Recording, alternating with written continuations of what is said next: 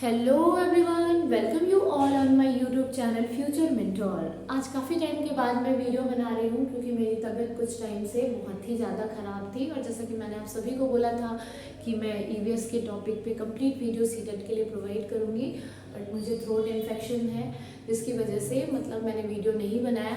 आज हम इस टॉपिक में डिस्कस करेंगे स्टूडेंट टीचर रिलेशनशिप को, मीन शिक्षक और छात्र के बीच संबंध को। ये जो टॉपिक है ये बीएड फर्स्ट ईयर, एमएड और साथ ही जो अभी केवीएस का जो न्यू सिलेबस आया है पीआरटी का और टीजीटी का, उसमें भी एक पार्ट 3 इंक्लूड हुआ है जो कि आपका जो पीआरटी है उसमें उसका वेटेज जो है that is of 60 marks and TGT में इसका वेटेज जो है वो 40 मार्क्स का है।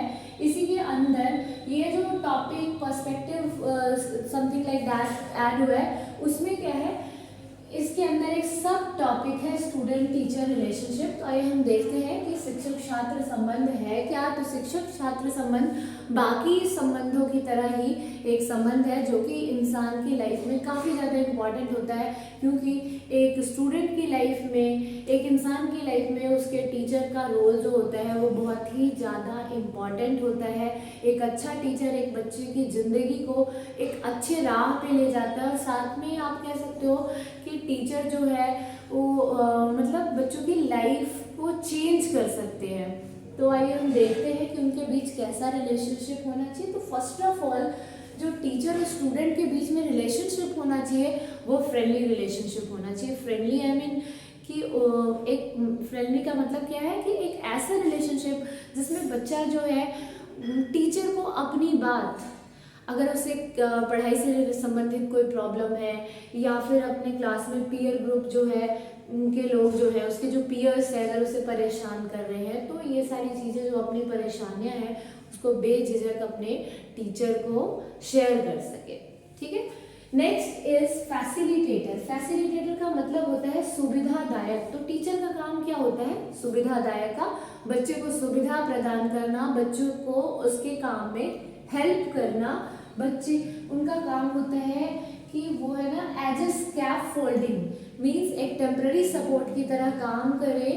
टीचर को क्या माना जाता है अकॉर्डिंग टू लेव वाइगॉट्स्की थ्योरी। लेव वाइगॉट्स्की की थ्योरी के अकॉर्डिंग टीचर को ऐसा माना गया है कि टीचर जो है वो क्या है, टीचर जो है वो क्या है, मोर नॉलेजेबल है स्टूडेंट से, और ये मोर नॉलेजेबल पीपल जो है वो क्या करेंगे, एक स्कैफोल्डिंग प्रोवाइड करेंगे, टेम्पररी सपोर्ट प्रोवाइड करेंगे स्टूडेंट को उनके काम को कंप्लीट करने के लिए। Next is teacher should act as a guide.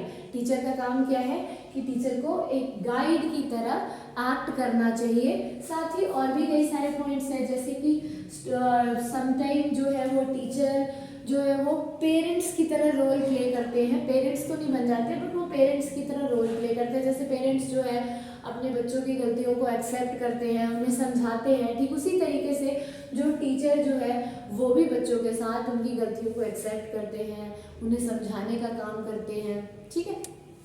Now next, teacher student relationship as per Gita. Gita के अकॉर्डिंग टीचर और स्टूडेंट का रिलेशनशिप जो है वो क्या बताया गया है। तो सबसे पहले ये बताया गया कि एजुकेशन प्रोसेस में टीचर और स्टूडेंट्स दोनों का इक्वल पार्टिसिपेशन होना चाहिए। मतलब क्या, ऐसा नहीं कि टीचर जो है क्लास में एज अ डिक्टेटर वर्क कर रहे हो, क्लास में आके सिर्फ उन्होंने लेक्चर दिया और लेक्चर देके वो चले गए, उन्होंने एक टॉपिक पढ़ाया और वो टॉपिक पढ़ा के जस्ट चले गए। यहाँ क्या होना चाहिए, टीचर को अपने चैप्टर को, अपने लेसन को इस तरीके से रिप्रेजेंट करना है, इस तरीके से पढ़ाना है कि बच्चे को फुल अपॉर्चुनिटी मिले कि वो टीचिंग लर्निंग प्रोसेस के दौरान पार्टिसिपेट कर सके। As per NCF, as per NEP, हर जगह ये बोला गया है कि हमारा एजुकेशन सिस्टम कैसा होना चाहिए। तो हमारा एजुकेशन सिस्टम जो है वो चाइल्ड सेंटर्ड होना चाहिए। पहले जो ट्रेडिशनल एजुकेशन सिस्टम था वो टीचर सेंटर्ड था, जहाँ पे टीचर जो है वो मेन रोल प्ले करते थे। अभी जैसे मैंने आपको बताया कि लेक्चर मेथड का यूज़ किया जाता था, टीचर ने लेक्चर दिया और फिर वो चले गए। ठीक है। तो अब हमें उसकी जगह क्या ऑप्ट करना है, तो हमें स्टूडेंट सेंटर्ड क्लास बनाना है। और गीता के अकॉर्डिंग यही कहा गया है कि जो टीचिंग लर्निंग प्रोसेस है उसमें टीचर और स्टूडेंट, छात्र और शिक्षक दोनों की भागीदारी जो होनी चाहिए वो सेम होनी चाहिए, इक्वल होनी चाहिए। नेक्स्ट, टीचर और स्टूडेंट के बीच में जो रिलेशनशिप होनी चाहिए वो कैसी होनी चाहिए, क्लोज एंड फ्रेंडली, जिसकी हमने अभी बात की कि काफ़ी क्लोज रिलेशनशिप होना चाहिए। टीचर को अपने बच्चों को बहुत अच्छे से अंडरस्टैंड करना चाहिए और उनके साथ फ्रेंडली बिहेव करना चाहिए, सो डैट जो स्टूडेंट है वो अपनी प्रॉब्लम को टीचर को ईजिली मतलब शेयर कर सके। नेक्स्ट, एज पर नेचुरलिज्म, ये सारी चीज़ें आप मतलब अपनी बीएड की बुक में पढ़ोगे। नेचुरलिज्म के हिसाब से प्रकृतिवाद के हिसाब से टीचर और स्टूडेंट का रिलेशनशिप जो होना चाहिए वो होना चाहिए as a friend, as a philosopher, as a guide. A teacher should act as a friend, philosopher and guide. ठीक है, टीचर को एक फ्रेंड की तरह, एक फिलोसोफर की तरह और एक गाइड की तरह एक्ट करना चाहिए। अब हमने देख लिया कि टीचर और स्टूडेंट का रिलेशनशिप कैसा होना चाहिए। नेक्स्ट क्वेश्चन इस टॉपिक से क्या आता है कि why the student teacher relationship should be good. Teacher और स्टूडेंट का जो रिलेशनशिप है वो अच्छा क्यों होना चाहिए, वो स्ट्रॉन्ग क्यों होना चाहिए। तो जैसे कि हमने देखा कि जब तक हम किसी भी रिलेशनशिप में होते हैं और अगर हमारा रिलेशनशिप अच्छा नहीं होता है तो वो चीज़ें जो है मतलब हमारे बीच में अंडरस्टैंडिंग अच्छी नहीं होती है, हमारा रिलेशन अच्छा नहीं होता है, तो हमारे साथ जो होता है वो कम्युनिकेशन हमारी अच्छी नहीं हो पाती है, हम उस रिलेशनशिप को कैरी ऑन नहीं कर पाते हैं। ठीक उसी तरीके से यहाँ क्या इम्पैक्ट पड़ेगा कि जो क्लासरूम इन्वायरमेंट है वो कंड्यूसिव नहीं हो पाएगी। तो क्लासरूम इन्वायरमेंट को कंड्यूसिव पॉजिटिव बनाने के लिए एक स्टूडेंट और टीचर के बीच में जो रिलेशनशिप होना चाहिए वो स्ट्रॉन्ग एंड गुड होनी चाहिए to make learning process more interesting. इससे क्या होगा, लर्निंग प्रोसेस भी इंटरेस्टिंग होगा। जैसे कि अगर स्टूडेंट जो है वो टीचर के साथ फ्रेंडली फील करेंगे तो किसी भी क्वेश्चन का आंसर इजीली करेंगे, वो टीचिंग लर्निंग प्रोसेस के दौरान पार्टिसिपेट करेंगे जिससे उनके अंदर इंटरेस्ट जगेगा और टीचिंग लर्निंग प्रोसेस और भी अच्छा हो पाएगा। और ये जो इसके थ्रू हम कह सकते हैं कि एक चाइल्ड सेंटर्ड एजुकेशन जो है वो कैरी ऑन हो पाएगी। Now coming to the next point, how to make student teacher relationship good and strong. Student teacher relationship को स्ट्रॉन्ग एंड गुड कैसे बनाया जा सकता है। तो बीइंग अ टीचर मेरा जो एक एक्सपीरियंस है वो मैं आपके साथ शेयर करती हूँ। तो सबसे पहले स्टूडेंट टीचर रिलेशनशिप को गुड बनाने के लिए जो फर्स्ट पॉइंट आता है वो क्या है कि हमें अपने स्टूडेंट को इंडिविजुअली जानना चाहिए। मतलब हर एक स्टूडेंट के नेम को, अगर आप चाहते हो कि आपका अपने स्टूडेंट के साथ रिलेशनशिप अच्छा हो, आप क्लासरूम में जो भी पढ़ाना चाहते हो वो बच्चे ध्यान से सुने और उसको समझे, तो सबसे पहले इम्पॉर्टेंट क्या है कि आप ईच स्टूडेंट के नेम को याद कर लो। आपकी क्लास में जो बच्चे हैं ट्राई करना है कि उनके नाम जो है आपको याद हो जाए, क्योंकि जनरली क्या होता है कि जब हम कुछ पढ़ा रहे होते हैं और एकदम से हम किसी बच्चे का नाम लेकर उसे बुलाते हैं तो बच्चों का जो अटेंशन है वो ऑटोमेटिकली बोर्ड की तरफ शिफ्ट हो जाता है, टीचर की तरफ शिफ्ट हो जाता है। तो सबसे पहले हमें हर एक स्टूडेंट के नेम को जानना जरूरी है। Next is try to know each student personally.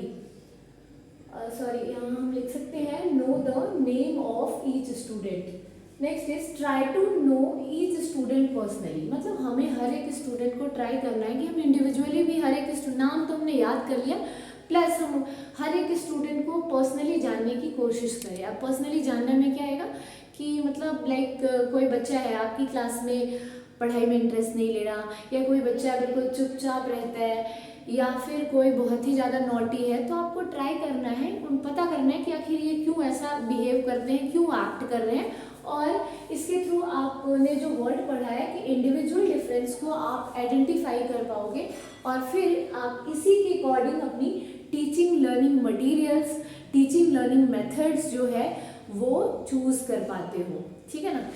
Next is try to add some activity while teaching learning process, and this is very very interesting और इम्पॉर्टेंट। जब आप पढ़ाते हो और आपको खुद ही फील होने लगता है कि मैं जो पढ़ा रही हूँ या मैं जो पढ़ा रहा हूँ वो क्या है, बच्चों को समझ नहीं आ रहा है, या फिर ऐसा है कि बच्चे इंटरेस्ट नहीं ले रहे हैं, तो आपको क्या करना है, बीच बीच में एक छोटी सी एक्टिविटी करवा देनी है उसी टॉपिक से रिलेटेड अगर पॉसिबल हो तो ताकि फिर क्या होगा कि फिर बच्चे ऑटोमेटिकली पार्टिसिपेट करना स्टार्ट करेंगे, पढ़ना स्टार्ट करेंगे, उनमें एनर्जी आ जाएगी। Next one is change the pitch of your voice according to the classroom environment. अब इसका मतलब क्या है कि क्लासरूम का इन्वायरमेंट कैसा है उसके अकॉर्डिंग आप अपने वॉइस की पिच को चेंज कर दोगे। मीन्स जैसे आपको लगा कि आप कोई टॉपिक पढ़ा रहे हो, अब जब आप जो टॉपिक पढ़ा रहे हैं आपको लग रहा है कि बच्चे जो है इस टॉपिक में बोर हो रहे हैं, जैसे हम मैथ्स का कुछ टॉपिक पढ़ाते हैं तो जनरली क्या होता है कि थ्योरम्स वगैरह आ जाए तो बच्चे इंटरेस्ट लेना छोड़ देते हैं, है ना। तो उस टाइम पे हमें क्या करना है, अपनी पिच को, है ना, हमारी जो पिच है, जो वॉइस मॉड्यूलेशन है उसको चेंज करनी है। क्या करना है, अगर आप सडनली आपको स्टोरी पढ़ा रहे हो और एकदम से आप कोई चीज़ को एक वर्ड पे एम्फेसिस करते हो और तेज बोलते हो, तो जो बच्चा सो रहा होता है या जो बच्चा इतना इंटरेस्ट नहीं ले रहा होता है वो भी इंटरेस्ट लेना स्टार्ट कर देता है। तो हमें पिच को भी चेंज करने की जरूरत होती है। Use proper intonation and syllable. हमें क्या करना है, प्रॉपर एंटोनेशन यूज करनी है, प्रॉपर सिलेबल यूज करना है। जैसे स्पेशली ये हिंदी में अप्लाई होगा कि अगर आप कोई स्टोरी पढ़ा रहे हो तो जैसे मैंने बोला कि पिच को आप चेंज करोगे, वैसे आप क्या करोगे, किसी वर्ड पे आप रुकोगे, जहाँ फुल स्टॉप, जहाँ कॉमा आ रहा है, जहाँ पूर्ण विराम आ रहा है, उसके अकॉर्डिंग आप रुक रुक के बच्चों को आप पढ़ाओगे। उसी तरीके से अपने पिच में चेंजेस लाओगे। इससे भी क्या होगा कि मतलब जो टीचिंग लर्निंग प्रोसेस है वो काफ़ी इंटरेस्टिंग हो पाएगी और स्टूडेंट जो है टीचिंग लर्निंग प्रोसेस के दौरान पार्टिसिपेट करेंगे। Next is reinforce student. इसका मतलब क्या है, जैसे किसी बच्चे ने अच्छा रीइंफोर्स करना मीन्स बच्चे को वेरी अच्छे कॉम्प्लीमेंट देना, लाइक गुड, वेरी गुड। अगर बच्चे ने कॉपी में अच्छा काम किया है तो उनको वेरी गुड या गुड बोलना है। अगर किसी बच्चे ने आंसर करा किसी क्वेश्चन का तो भी हमें क्या करना है, उसे एप्रिसिएट करना है, ठीक है। Next is give opportunity to student to share their view. हाँ, और एक और चीज़ आपको याद रखना है कि बच्चे को कभी भी नेगेटिव कमेंट नहीं देना है। वैसे तो आजकल जो SCERT की गाइडलाइंस आती है उसमें काफ़ी जगह ये भी लिखा है कि पूरी क्लास के बीच में बच्चों को पॉजिटिव कमेंट्स के लिए भी कभी कभी मना किया जाता है, बट पॉजिटिव कमेंट्स जो है वो रीइंफोर्समेंट का काम करती है, वो हमें देना है। लेकिन बच्चे को कभी भी हतोत्साहित नहीं करना, बच्चे को कभी नेगेटिव कमेंट्स नहीं देना है। Next is give opportunity to student to share their views. हमें क्या करना है, बच्चों को फुल ऑन अपॉर्चुनिटी देनी है कि बच्चे अपनी विचार को प्रकट कर सके, अपने व्यूज को शेयर कर सके, और हमें उनकी व्यूज का रिस्पेक्ट भी करना है। ये नहीं कि बच्चे ने आंसर किया और हमने उनको एकदम से रिप्लाई कर दिया कि नहीं गलत है, ऐसा हमें नहीं बोलना है। हमें उनके ओपिनियन की रिस्पेक्ट करनी है। अगर वो गलत है तो हमें सही आंसर देना है, लेकिन ऐसे नहीं कि आपका आंसर गलत है, हमें दूसरी तरीके से उसे मतलब करके फिर आंसर करना है। Next is maintain discipline. और बहुत ही ये भी पॉइंट काफ़ी इम्पॉर्टेंट है कि आपको क्लासरूम में पढ़ाते टाइम जैसे कहा जाता है कि आपको क्या करना है, बच्चों के साथ आई कॉन्टेक्ट मेंटेन करना है, आपको उन्हें अपॉर्चुनिटी देनी है।